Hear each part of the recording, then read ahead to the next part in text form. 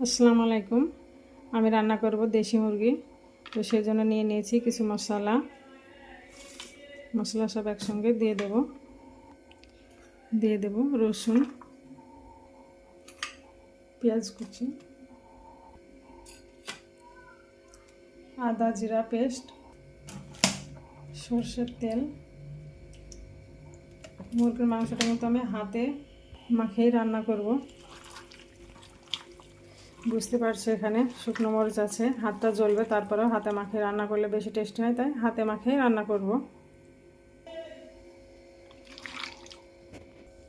তো আমার মাখানো কমপ্লিট হয়ে গেছে, এবার চাপিয়ে দেব, ভালোভাবে কষে নেব।